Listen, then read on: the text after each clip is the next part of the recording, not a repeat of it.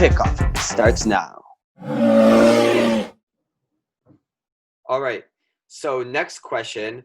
I feel like this year there are a lot of people, a lot of teams who you would really say are in a lock to be out of the playoffs. So I think I'm going to change that question up rather than a lock to be Well, out first, just say what the question would have been. the question would have been like what teams are a lock to be out of the playoffs? Mm-hmm.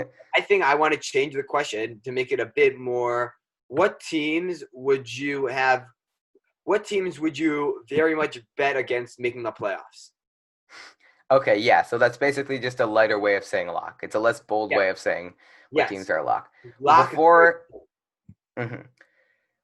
Before I give you my picks or just some teams off the top of my head, the reason I thought about adding this question is because I think that we're looking at a very exciting year in the NFL, and I'm not just saying that. A lot of the teams who were previously very bad and seemed like locks for out of the playoffs now have new quarterbacks and new coaches. So I don't think it's as easy to write them off as it was in years prior, such as the Bengals, the Bengals, the Dolphins. I don't know why I couldn't think of the Dolphins. A lot of those teams who were very bad before have really gone through a makeover in this offseason since there are so many new quarterbacks and quarterbacks shifted around the league. So now for the teams that I think are a lock for out of the playoffs, off the top of my head, the Jets, they just lost Jamal Adams, and Sam Darnold hasn't shown enough for me. They've got Le'Veon Bell, but no, they're really pretty bad. We can go back and forth here. You can give me someone. I'll give my first one. I'm going to say the Bengals. I think Joe Burrow, even though he's a great pick, he's a player who has a lot of potential, yet he's going to be a project. It reminds me of I'm not going to say he's Peyton Manning, but the way he comes out of college kind of reminds me of Peyton Manning. And Peyton Manning had a pretty up and down rookie year. Took him time to develop. I think that the Bengals don't have an elite defense, and even though their offense is solid, I don't think Joe Burrow will be elite enough this year to lead their team to success. Okay, I think it would be unlikely, but Joe Burrow is one of the best quarterbacks that I've ever seen coming out of college. So I'm not very ready to write him off. And I also think this offense is getting, like, people say Joe Burrow was only good, or people say that Joe Burrow was helped a lot because he had all these weapons in college, which is true. But he's coming into an offense where he's got Tyler Boyd, AJ Green, Joe Mixon. So it's not like his offense isn't good this year. So I think that'll help him a lot.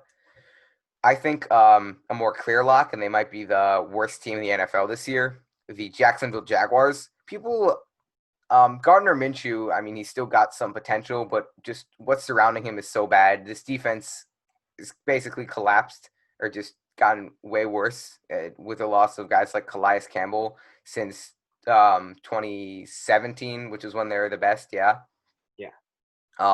They've got a few good wide receivers-ish, but really I think that they're a lock for out of the playoffs. Yeah, and I would say the Jaguars next, and I'll give you my reason. I'll choose a different team. I think the Jaguars, because what do they really have? Exactly, that's what I was saying. They got no one. They really don't have enough players to contend. They have Leonard Fournette, who's probably honestly their best player at the current moment. And he's been all right, but yeah, he's been hasn't lived up to the hype. He was getting comparisons to AP coming out of college. Yeah, he hasn't been that good. And another team, like you said, the Dolphins. I think the Dolphins. What did they have last year? I know it sounds stupid, but I'm a big fan of Ryan Fitzpatrick. He's been able to lead bad teams to success. I think Ryan Fitzpatrick has a few good spurts, but he's not good to start all 16 games. He's fun for a few games, but he's not. I want him to be like all 16, I wouldn't want him to be like a starter, but he's not a player who you put in for 4 to 5 weeks and suddenly he goes 4-1, 3-1, 4-0. And the Dolphins had nobody. If you don't remember, towards the beginning of the year, the Dolphins were the first 2 weeks, I think the Dolphins were outscored 90-10. Yeah, I remember that. They were so bad. They had nobody. I get that they got a few players in free agency and they signed and they got Tua Tagovailoa, but is that really enough to elevate you? I really don't believe so. And do they have a good defense? I'm thinking about who's on their defense. Do they have anyone? Good. They got Byron Jones, who's a pretty good back. They got Kyle Van Noy, who's a pretty good linebacker. But I mean, in reality, is their defense average? No, it's below average. Is their offense average? No, it's below average. And I would say even farther than that, both their offense and defense are far below average. Yeah, I think I'd agree with that for the Dolphins. I'm ready to write him off. I love Tua. I really like him, but he's going to take a few years until they get weapons around him. Yeah. So moving on to another team, I feel like I had one. I'm deciding between two here. I'm going to go with the Redskins, or actually, sorry, the Washington football team. Back in a few videos ago, we discussed what their name change should be if you guys are interested. The Washington football team. They've got Dwayne Haskins, who all Ohio State fans will defend, but he hasn't excited me too much so far. They've got a few running backs. Their offense is better, I'd say, than the Dolphins or the Jets. They've got some really fine guys. They have a really good defensive line, but that's all that scares me against when you play them. It scares. But they're definitely like on a higher tier than some of those other teams that we've mentioned earlier. But I still think that they're a lock for out of the playoffs because I don't think Dwayne Haskins is great. I think that their defense will still be below average and their offense will be like average at best.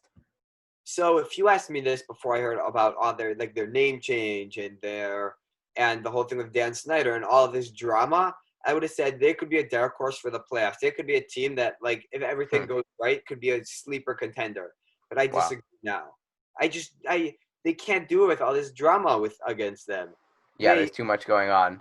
Too much going around for them to fully succeed. And I was going to say the Redskins. Honestly, the Redskins for me are the only team in the NFC that I'm going to say I would bet against making the playoffs. Like, very much bet against. Wow. Because all the other teams have a lot of potential. Like the Lions, I wouldn't be surprised if they made the playoffs. They have a solid roster. The Falcons could do it. Actually, I'm going to say the Panthers. I was thinking about the Panthers. I was waiting for you to say the Panthers because I was expecting that. The Panthers, they have an exciting offense, but what do with they Teddy have? Bridgewater, Christian McCaffrey, DJ Moore. But who do they have on their defense? Nobody. Right. They have rookies, and that's it. And that doesn't excite me. Also, like the Jets maybe would have excited me with Jamal Adams, but I don't think they do anymore. There's nothing that enticing there. Again, I think the Panthers are on a higher. They're closer to the Washington football team than those other teams that we mentioned, but still, I think it's pretty unlikely that the Panthers make the playoffs. They still have a pretty good offense. Another team, this is kind of more of a joke. I got two teams here, the Lions and the Browns, just because they're the Lions and the Browns. They've got, if you're looking at their roster alone, they've actually both got pretty great rosters, although the Lions did lose Darius Slay, so their defense is, I expect, to be pretty bad this year. But the Lions still have got Matt Stafford. They've got drafted new running backs, great wide receiver core, but they're still the Lions, so at best, like, wild card. And then the Browns, again, are the Browns. They had such a great team last year. Everyone was picking them as their sleeper, to the point where it wasn't even a sleeper anymore because everyone thought it was going to happen. Yeah. And they were pretty bad. So those two are more of a joke, but just because of their historically bad nature, that's why I'm going to – management. The Lions less because they've been in and out of, like, the wild card, but the Browns, Yeah. If you enjoyed this episode of From the Den, please remember to subscribe, comment, and like this video. Or, if you're a Packers fan, remember to dislike and leave a nasty comment. Click the links on the screen to access additional content.